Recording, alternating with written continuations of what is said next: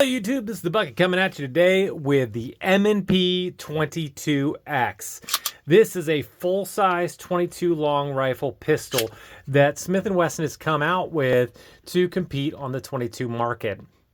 So as you guys know, I am a huge fan of the M&P 22 Compact. I think it's one of the best 22s ever produced on the market. And I was kind of always wondering what Smith and Wesson was going to do to make up for that particular gun. And they took a long time, and I'm glad they did.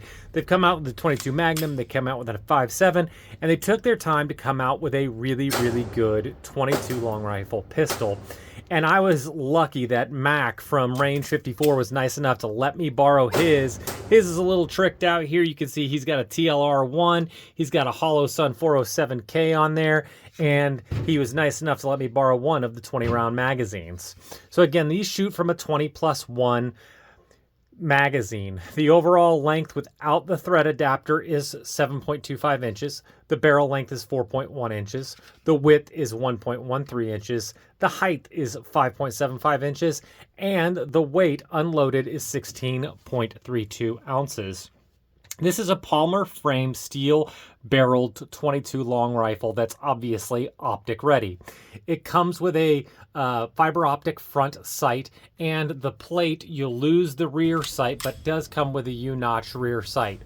It does come incorporated with a safety, and that is ambidextrous, as well as the slide stop slide release, and you can flip around the mag release. I do like the fact that on these 20-round magazines, the mags just do pop right out. It does have a last round hold open, and as you can see, it has a thread adapter that you can add on to it. And we're going to get to that here in a minute. Has a Picatinny rail, so you can hang a light on it without any problems. This is the takedown lever. That's the first thing we're going to talk about. Taking these down is really, really pretty easy. The problem that we have is I don't have the wrench, so I can't do the full takedown, but I can show you how it's done. You lock the slide back, make sure that the gun is empty. You take down the slide release, pull down a little bit, pull back a little bit further, and it will slide right off the top. You'll see you have a fixed barrel, and you see that it is a hammer-fired gun.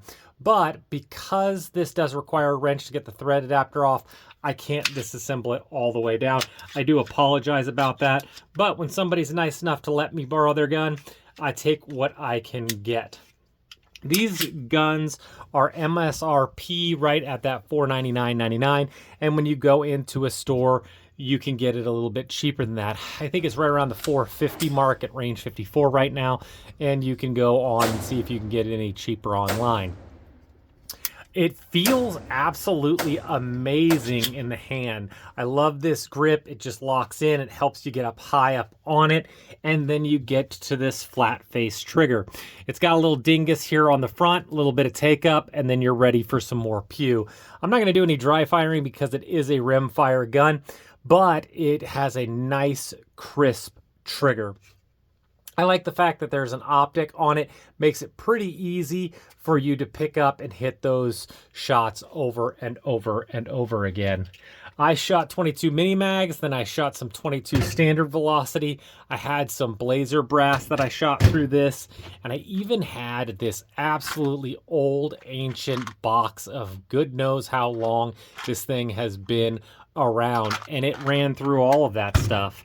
I ran about 200 rounds through it, and it shot really, really well. I only had 2 light primer strikes. I had no failures to eject, no failures to extract, no stovepiping, nothing like that. It just shot and shot and shot and shot.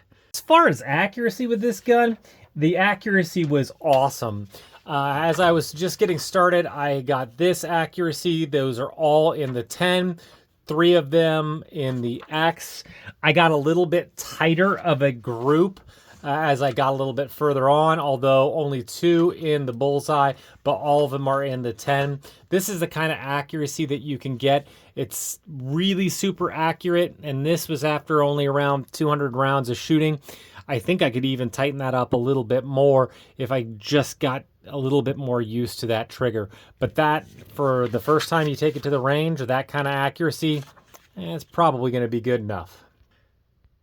I also brought out my Sparrow suppressor, and I ran it with this, and with that standard velocity ammo, it was absolutely quiet and I had no failures, no problems whatsoever. I don't know how to say this, but I think this may be a gun that is just as good as the M&P 22 compact, which I think is probably the best 22 made in the past 20 years. That's my opinion. You could think a little bit differently, but I think this is definitely a great deal. With two 20-round magazines, it's really hard to beat that kind of capacity, that kind of reliability. I love the size of this gun. It's not so big that you feel like that it isn't like a traditional firearm, and you have tons and tons of capacity, tons and tons of pew at the range, and it's a great deal. So if you're thinking about picking up a new 22 pistol, you should definitely think about the M&P 22x. It's the new make from Smith and Wesson, and I think they really did an amazing job. I do want to thank you so much for supporting the channel. All the likes, the comments, the shares, they're really appreciated. And as always, you stay classy, YouTube.